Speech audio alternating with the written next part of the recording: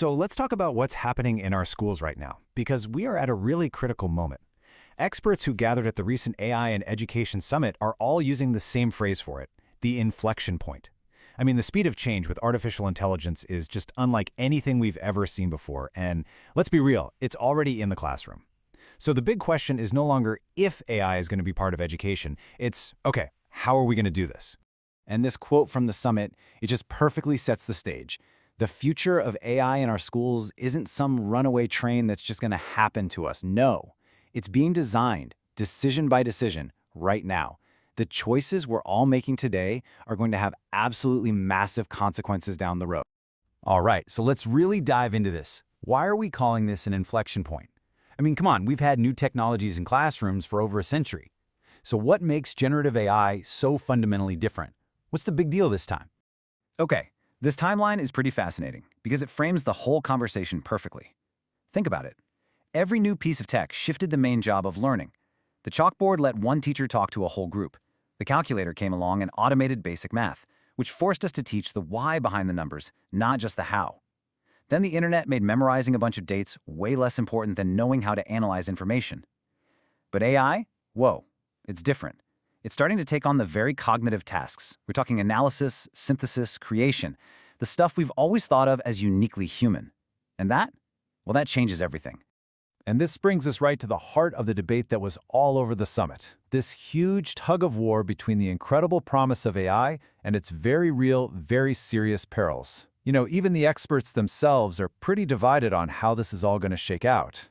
On one side, the promise is just enormous. I mean, just imagine a student who's struggling with algebra, getting a real-time AI explanation that's tailored exactly to what they're not getting. Or think about AI assistants handling all the grading and lesson plans, freeing up teachers to do what they do best, actually connect with and inspire their students. But on the other side, the perils are just as big. What happens when students just offload all their critical thinking to a machine? What about the huge risks to their mental health, their data privacy, and of course the potential for cheating on a scale we've never seen before? And to make this peril feel a little less abstract, think about this number, which was shared at the summit. According to a recent survey, 1 in every 8 young people knows someone who's been a victim of non-consensual intimate imagery. That is a devastating problem that AI tools can now amplify in some really terrifying new ways. And you can bet that's an issue that is keeping educators and policymakers up at night. So here it is, the big question. How do we possibly harness all that promise while protecting our students from the peril? How do we build the right guardrails that let us innovate without sacrificing safety and well-being? Well, the answer that just kept coming up again and again from the experts was this need for a human-centered approach. And listen, this is not just another buzzword. It's a fundamental shift in how we need to think about building and rolling out this technology. Human-centered AI design basically means we can't just think about the one student using a tutoring app. We have to zoom out. We have to think about their family, their classmates, their teacher, the whole community. It forces us to ask a better question. Not just, hey, does this tool work, but what kind of impact is this tool going to have on the entire human ecosystem of a school? And this right here shows you what that actually means in practice. If you want to build these tools the right way, the design team can't just be the tech folks. You absolutely need the domain experts, the educators, bringing their real-world classroom experience. You need humanists to help weigh the ethical dilemmas. You need social scientists to understand the wider community impact. The key is, everyone has to be at the table from the very beginning, not just brought in as an afterthought. Okay, so that's the big idea. But what does it actually look like when the rubber meets the road? Let's look at a couple of real-world examples of policies and classroom strategies that are being tested right now. So, at the state level, you've got California, which is pioneering this 3-pillar approach. It's a real balancing act. They're using AI to make government run more efficiently, and they're training the workforce for the future. But, and this is so key, they're doing all of that under a 3rd pillar that is completely dedicated to protecting communities, with a special focus on the rights and safety of children. It's a serious attempt to build these guardrails at a massive scale.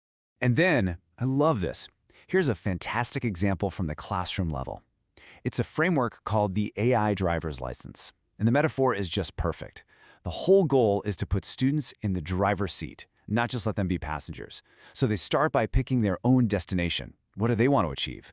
Then they learn how to drive, understanding how the tools actually work. Then they pop open the hood to see the limitations.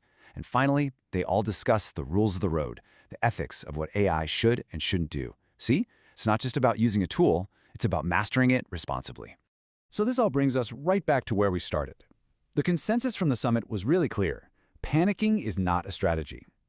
But you know what? Blind optimism is just as foolish. The only real path forward is through intentional, thoughtful design.